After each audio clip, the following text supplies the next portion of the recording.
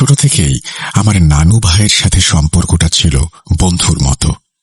ভীষণ সাহস আমার, তাই হয়তো উনি একটু বেশি ভালোবাসতেন। কোনো কিছু দেখেই ভয় পেতাম না। মেয়ে হয়েও তেলাপোকার শিং ধরে অন্য মেয়েদের ভয় দেখাতাম। রাত 2টা-3টার সময়ও বাইরে যেতে ভয় পেতাম না। আমার অনেকগুলো কাজিন, কিন্তু নানু ভাই সবার মধ্যে আমায় হয়তো একটু বেশি স্নেহ করতেন, যেটা আমি বুঝতে পারি তার চলে যাওয়ার পর। আমার নানু ভাই খুব স্মার্ট, ভীষণ সম্ভ্রান্ত পরিবারের ছেলে, নিজেও নামকরা ইঞ্জিনিয়ার এবং একজন খুব ভালো মানুষ ছিলেন। 5 ওয়াক্ত নামাজ পড়তেন। নানুবাড়ির শহরের এমন কোনো গরিব মানুষ নেই যে আমার নানু ভাইয়ের হাতে খাবার খায়নি। প্রতি ঈদের কথা তো বাদই দিলাম, নানু ভাইয়ের মৃত্যুর পর পুরো শহর ভেঙে মানুষ এসে আমাদের বাসায় কেঁদেছিল। তিনি আমাকে ভীষণ আদর করতেন। আমি ছোট থাকতে ইঞ্জিনিয়ারিং পড়তে চাইতাম, কারণ আমি ম্যাথ, ফিজিক্স, কেমিস্ট্রিতে বেশ ভালো ছিলাম। বরাবরই নানু ভাই চাইতেন আমি ডাক্তার হই। তখন বাকি ভাই বোনদের মধ্যে আমার রেজাল্টই ছিল সবচেয়ে ভালো, বড় আপুর পরে। নানু ভাই চাইতেন বড় আপুর মতো আমিও মেডিকেলে পড়ি।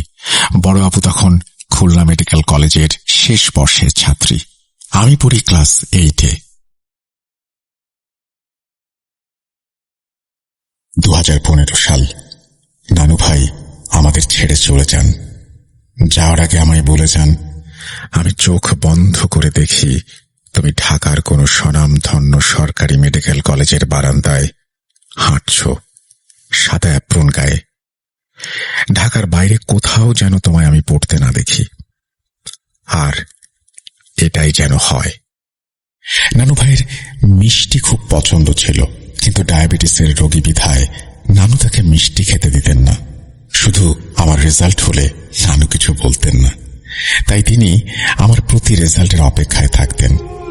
8-এর জেএসসি পরীক্ষা সামনে ছিল, তিনি অধীর অপেক্ষায় ছিলেন আমি ট্যালেন্ট পুলে বৃত্তি পেয়ে তাকে মিষ্টি খাওয়াবো, কিন্তু সেই সৌভাগ্য তার হয়নি। নানু ভাই এইটুকুই আমায় বলেছিলেন, তারপর তিনি চলে যান। তার মৃত্যুর সময় আমি আমার একটা ওড়না দিয়ে তার চোখের পানি মুছিয়ে দেই এবং কথা দেই আমি বৃত্তি পাবই। ওড়নাটা ওভাবেই আমার কাছে এখনো আছে। সময় মতো পরীক্ষা হয়, আমি ট্যালেন্ট পুলও পাই, সবাইকে মিষ্টি দেয়া হয়।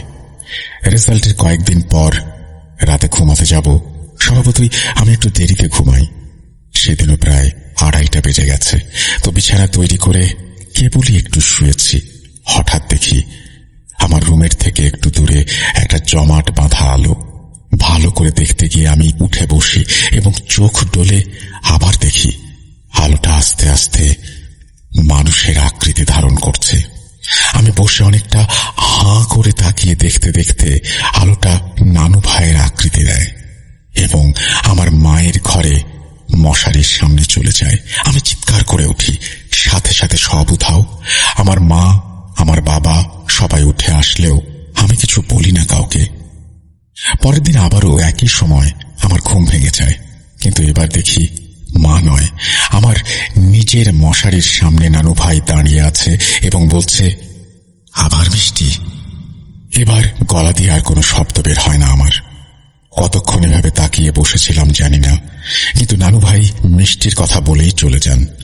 নানু ভাইয়ের গায়ে ছিল সাদা কাফন এবং সমস্ত শরীর দিয়ে ঠিকরে আলো বের হচ্ছিল। পরের দিনই নানু বাড়িতে গিয়ে নানু ভাইয়ের কবর জিয়ারত এবং মাদ্রাসাতে মিষ্টি বিলানো হয়। এরপর দীর্ঘ 2 বছর আমি একরকম আর কিছু দেখিনি। ঘটনা এখানে শেষ হলে পারত, কিন্তু না। এসএসসি পরীক্ষা যথারীতি হয়। আমি বোর্ডে স্টার মার্কস নিয়ে ট্যালেন্ট পুল পাই। এবারেও মিষ্টি দেয়া হয় এবং নানু ভাইয়ের কবরের পাশে মাদ্রাসাতেও দেয়া হয়। কিন্তু তার কিছুদিন পর আবার আমার প্রায় 2:30টার দিকে ঘুম ভেঙে যায় এবং একটা আলোর বল আমি দেখতে পাই। কাউকে কিছু বলতে পারতাম না, বিশ্বাস করবে না বলে। হঠাৎ করে একদিন দেখি নানু ভাই এসেছে ঠিক আগের মতো এবং বলছে, আমি তো রসগোল্লা পছন্দ করি। ব্যাস, পরের দিনই ব্যবস্থা করা হয়।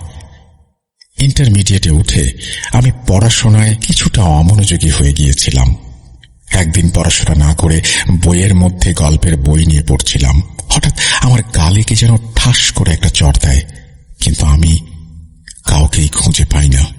এভাবে যতবার পড়া বাদ দিয়ে গল্পের বই পড়তাম, প্রতিবারই চড় খেতে থাকি।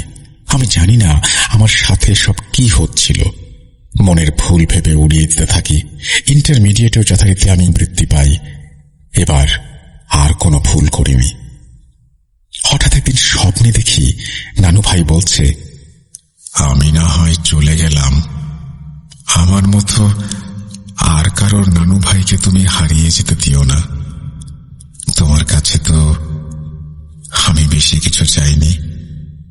ওই দিন থেকে আমার মধ্যে কি যেন হলো, কিসের ইঞ্জিনিয়ারিং, পুরো দমে মেডিকেলের জন্য পড়তে থাকি এবং আজ আমি ঢাকারই কোনো একটা সরকারি মেডিকেলের বারান্দায় সাদা অ্যাপ্রন পরে দাঁড়িয়ে আছি। আমি চান্স পাওয়ার পরেও কয়েকবার নানু ভাইকে দেখেছি। উনি আমাকে ছাড়া আর কোনো ভাই বোনের কাছে যাননি। ইভেন ওনার নিজের সন্তানদের কাছে স্বপ্নে খুব কম গিয়েছেন। আমি জানি না, ওনাকে আমি এখনো মাঝে মাঝে ফিল করি। আমার আশেপাশে পড়তে পড়তে যখন মাথা গরম হয়ে যায়, একটা ঠান্ডা বাতাস অনুভব করি। মাঝে মাঝে মিষ্টি খেতে গেলে খুব মনে পড়ে, তাই মিষ্টি খাওয়া প্রায় ছেড়েই দিয়েছি। এরপর আর তার সাথে সরাসরি দেখা হয়নি, তবে হয়তো হবে। অপেক্ষা করে বসে আছি। আমি তোমার সব ইচ্ছা পূরণ করলাম নানু ভাই, শুধু তুমি দেখে গেলে না। আমার কাছে আরো অনেক ঘটনা আছে, এটা পড়ে শোনালে বাকিগুলো পাঠাবো। আমার নানু ভাইয়ের জন্য সবাই দোয়া করবেন। এরপরে তিনি তার পুরো নাম, কোন মেডিকেল কলেজে পড়ছেন সবকিছু বিস্তারিতভাবে জানিয়েছেন। আপনাকে অসংখ্য ধন্যবাদ এরকম চমৎকার একটা ঘটনা পাঠানোর জন্য। আশা করছি ভবিষ্যতেও আপনার ঘটনা আমরা পাবো আপনার কাছ থেকে। এবং আমরা এই ঘটনাটি পড়ে সত্যি কথা বলতে যে ভয় যতটা পেয়েছি তার চাইতে বেশি ইমোশনাল হয়ে গিয়েছি। মাঝে মাঝে এরকম কিছু ঘটনা পাওয়া আসলে সত্যি ভাগ্যের ব্যাপার। ধন্যবাদ আপনাকে। অপেক্ষায় থাকবো আপনার পরবর্তী ঘটনাগুলোর জন্য।